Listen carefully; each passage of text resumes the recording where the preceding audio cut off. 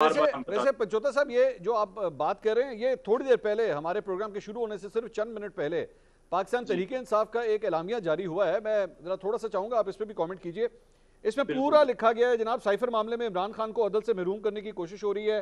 पाकिस्तान तहरीक इंसाफ ने core committee के इजलास में एक एलामिया में कहा है साइफर मामले में इमरान खान को अदल से महरूम करने की कोशिश हो रही है। उसने चेयरमैन तहरीक इंसाफ की जमानत के मामले को मुसलसल ताखीर की नजर किए जाने पर नहायत गम और गुस्से का इजहार किया है। बयान के मुताबिक खुसूसी जज की हफ्ता भर की रुखसत के बाद ड्यूटी जज की तरफ से चेयरमैन पीटीआई की दरख्वास्त से जमानत की समात से गुरेज बायस तशवीश करार है। सर, ये इस किस्म के एलामिया क्यों आ रहे हैं? मतलब आपको पता है कानूनी मामला है, रूटीन के मामला हैं, और ये भी कहने वाले ये कह रहे हैं कि असल प्रॉब्लम तो आपकी कानूनी टीम में है। किसी ने जाके इस्लामाबाद हाईकोर्ट में एक वो देखिए एप्लीकेशन दे दी जिसकी वजह से नीचे इस स्पेशल कोर्ट के अंदर जमानत का मामला जो है वो रुक गया। देखिए, दो चीजें हैं। जब लास्ट डेट थी, मैं बिल्कुल वाज़ेह तौर पर एक चीज आपको ठीक बताऊंगा, उसके अंदर कोई गलत बयानी नहीं होगी। पेश हुए एक पटिशन हमारी इस बात हाई कोर्ट के अंदर दायर थी।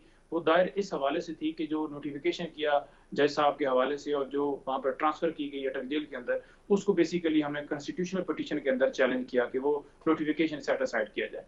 अच्छा, 29 तारीख को ये एप्लीकेशन हुई। 30 तारीख को हमने एक एप्लीकेशन सेम जो है नौयत की मस्जिद जज हैं जिनके पास जो समात हो रही थी, अब्दुल हसनाद साहब, उनके पास ले ली। तो वहां पर जब अगली डेट आई, जिस डेट के ऊपर समात होनी थी 2 तारीख के लिए, 2 तारीख को उन्होंने कहा कि आप जो है पोस्ट एस बिल के ऊपर जो है वो आर्गूमेंट्स नहीं कर सकते।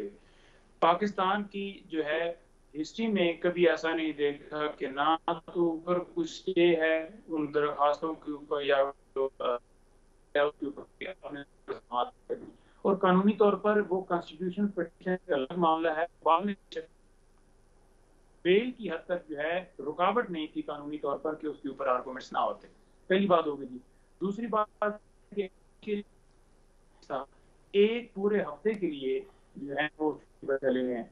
अब ठीक है, हमें लगा कि एक दिन के लिए गए हैं, ठीक है, पूरे हफ्ते के लिए चले गए हैं, लेकिन कभी पूरे पाकिस्तान की तारीख में ये नहीं है कि अगर एक जज अवेलेबल नहीं होगा तो उसका ड्यूटी जज जो है वो उसका नोटिफिकेशन नहीं होगा। यानी कि जब एक जज छुट्टी पे जाता है तो ड्यूटी जज लाजमी होता है। छुट्टियों के अंदर भी इतवार वाले दिन भी मौजूद होता है ड्यूटी जज। हाँ।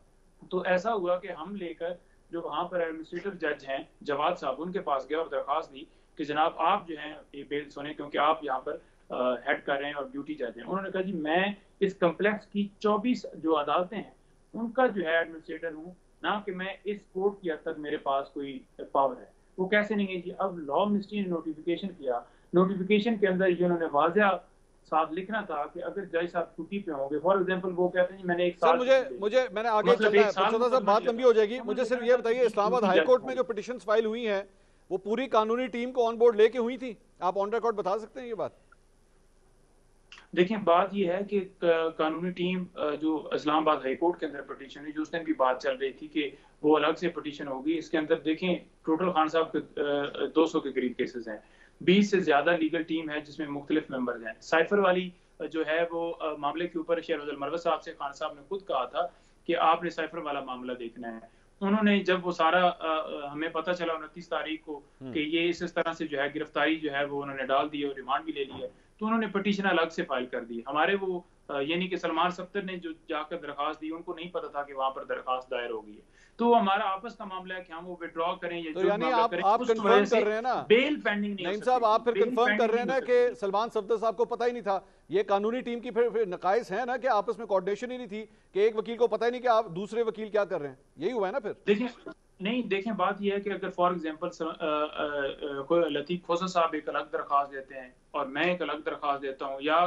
कोई जो है काजी साहब हैं वो अलग दरखास्त देते हैं, हर वकील का अपना अंदाज होता है बात करने का। कोई एक चैम्बर सारे नहीं है, अलग सबके चैम्बर है, कोई किसी के साथ किसी की एफिलिएशन है या नहीं, लेकिन केसेस की हद तक हमने एंगेज किया हुआ है, तो उस वजह से वो हर बंदा अपना रखता है। उसके अंदर ये नहीं है कि एक ग्रुप बना हुआ है जिसके अंदर खोसा साहब भी हैं तो उनसे पूछे बगैर किया। अज़मा साहिबा, ये जो कुछ अभी पंचोता साहब ने बताया है, इसके अलावा भी आज बड़ा एक एम्बैरसिंग डे था मेरे ख्याल में इंतजामिया के लिए भी, कि जो कुछ लाहौर हाई कोर्ट के जज की जानिब से कहा गया परवेज लाई साहब की गिरफ्तारी को लेके कि जनाब मैंने ऑर्डर दिए हैं, मैंने कहा है कि इनको घर जाने दें, तो यहाँ से इस्लामाबाद की पुलिस आती है और इनको इस तरह उठा के ले जाती है। और एमपीओ के तहत, मतलब परवेज लाई साहब के ऊपर एमपीओ लग रहा है। परवेज लाई साहब ने आज तक कौन सा ऐसा गैर कानूनी काम, कभी उनको पत्थर फेंकते हुए आपने नहीं देखा होगा, कोई शीशा तोड़ते हुए आपने नहीं देखा होगा, उनको भी एमपीओ के अंदर गिरफ्तार करके जो है वो अटक जेल मुंतकिल कर दिया जाता है, जिसके ऊपर लाहौर हाईकोर्ट की जानिब से आज बड़ी खफगी का इजहार किया गया। इस तरह की बहुत सी कंप्लेंट्स आ रही हैं इस पूरे जुडिशल प्रोसेस के हवाले से कि पीटीआई के हवाले से। फिर दूसरी जगह आप लोग कहते हैं कि जनाब अदालतों के लाडले हैं, ये लाडलापन है जो कुछ हो रहा है इनके साथ। और इसको क्या कह सकते हैं, बहुत माइल्ड वर्ड है लाडलापन जो इस्तेमाल करते हैं हम। अदरवाइज जो इनको जो है वो इनकी जमानत एक दिन जो है एडजर्न हो जाए तो आप देख रहे हैं कि एक आसमान सर पे उठा लेते हैं। हमारे जो लीडर्स हैं उनकी 1.5 साल जो है वो बेल एप्लीकेशंस फिक्स ही नहीं होती थी। ये इतने माशाल्लाह जो है वो खुशकिस्मत लोग हैं इमरान खान और उनके वकील कि वो चीफ साहब के चैम्बर में जाते हैं और फौरी तौर पर हुक्म लेके आते हैं कि फिक्स भी कर दो, बेंच भी बन जाता है, जो है उसको बेंच बैठ भी जाता है और फिर रिलीज भी मिल जाता है। अब जहां तक परवेज इलाही साहब की बात है, देखिए हर बंदे का मुख्तलिफ काम होता है ना एक काम के अंदर।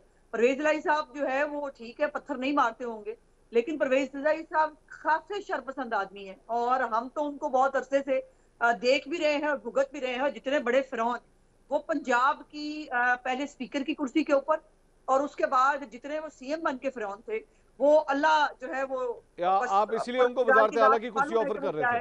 मुझे बात तो पूरी करने देना, मुझे बात तो पूरी करने दे। आज जो जज साहब जो है उन्होंने आपने पहले वो ऑर्डर देखे ना। ऑर्डर ये है कि आप जो है वो सारी पूरी जो लाहौर की इंतजामिया है पुलिस की, वो सारी बाजमात प्रोटोकॉल में परवेज इलाही को घर छोड़ के आए। वो परवेज इलाही जिनके ऊपर किक्स बैक्स के इल्जाम है, वो परवेज इलाही जिनके बारे में उनका अपना फ्रंटमैन मोहम्मद खान भट्टी जो है वो स्टेटमेंट दे चुका है, उनका अपना एक और मुबैना फ्रंटमैन कोई परवेज है, उसके स्टेटमेंट्स जो है वो ऑन रिकॉर्ड है कि मैं खुद कैश लाला के इनको दिया करता था। फिर उनको अभी वो उनको अंडर इन्वेस्टिगेशन उनको रिमांड के लिए मांगा जाता है, केस खत्म कर देते हैं। ये भी पाकिस्तान की तारीख में पहली दफा हो रहा है। मंसूर साहब इमरान खान का रिमांड तोड़ के उसको पुलिस क्लब में पार्टी करने के लिए भेज देते हैं। जो यास्मीन राशिद है वो एंटी टेररिस्ट कोर्ट में पेश होती है, उनसे कहा जाता है कि जी हमें इनका रिमांड हमने फोरेंसिक जो है वो करानी है ऑडियो की और वीडियोस की, उनका जो है वो केस डिस्चार्ज कर दिया जाता है। परवेज इलाही साहब जो है उनको जो है उनके लिए रिमांड मांगा जाता है, उनका केस ही खत्म कर देते हैं बगैर सबूतों को देखे हुए, बगैर किसी इन्वेस्टिगेशन के अंदर को शामिल करवाए हुए। और ये जो जज साहब है आज उन्होंने क्या कहा, उन्होंने कहा कि वो उन्होंने कहा रास्ते में आके जो है वो लोग ले गए। उन्होंने कहा क्यों आप लोगों ने जो है वो जीरो ट्रैफिक नहीं की? मतलब परवेज इलाही जिसको इमरान खान पंजाब का डाकू कहा करते थे, उस परवेज इलाही जिसके ऊपर बड़े बड़े किकबैक्स के इल्जाम हैं, उनके लिए ट्रैफिक बंद होनी चाहिए थी, सिग्नल फ्री होना चाहिए था और उनको पूरे प्रोटोकॉल के साथ पॉइंट आ गया आपका। मेरा सिर्फ वो घर पहुंचाना चाहिए था। ये कमाल हो रहा है ये हाँ ना में जरा जवाब दे दीजिएगा, मैंने आगे भी जाना है। ये उसी परवेज इलाही की बात कर रहे हैं ना जिनके घर आप लोग गए थे उनको वजीर आला बनाने के लिए, ये वही वाले परवेज इलाही हैं? जी वही, बिल्कुल वही परवेज इलाही है। क्योंकि हमने डाकू नहीं कहा, इमरान खान क्या करता था उनको डाकू। लेकिन अभी जो थोड़े आपने पूरे इल्जामात की जो लिस्ट दी, डाकू समझती हूँ, वो कल भी डाकू थे, वो आज भी डाकू है। पंजाब असेंबली की अभी तो बिल्डिंग के मामला अज़मा साहिबा इस तरह की देखें, अज़मा साहिबा इस तरह की स्टेटमेंट्स मत दें। इमरान खान साहब की भी इसी तरह स्टेटमेंट देखें, इमरान खान साहब की भी इसी तरह स्टेटमेंट्स जो है ना आज बार बार हम लोग जब माजी से निकाल के लेकर आते हैं फिर दिखा देते हैं। कल को पता लगे आपको इसी परवेज इलाही के साथ दोबारा इत्तेहाद करना पड़ गया ना। आज आपके इस प्रोग्राम का ये क्लिप निकल आना है कि लो जी अज़मा साहिबा ने क्या कहा था परवेज इलाही को। देखो मेरी एक राय है मंसूर, जब इत्तेहाद हो रहा था मैं तब भी क्रिटिक थी, मैं तब भी कहती थी ये नहीं होना चाहिए। अच्छा, आप तब भी उसके मेरी राय है, मेरी राय है। अच्छा चलो ठीक है, आपकी राय है, आपकी राय। मुझे पता था ये धोखेबाज आदमी है। मुझे पता था कि ये मोहन इलाही के साथ मिलके जो है पीठ में छुरा घोंपेगा और वो हो गया। ये प्रोड्यूसर साहब अज़मा साहिबा की ना ये सारी गुफ्तगू जरा रिकॉर्ड पे रख लीजिएगा ताकि कल को रिकॉर्ड ही होती है, रिकॉर्ड ही कर रहे हो इस वक्त, और क्या कर रहे हो। अच्छा ठीक, मैं नाज़रीन एक ब्रेक लेता हूँ।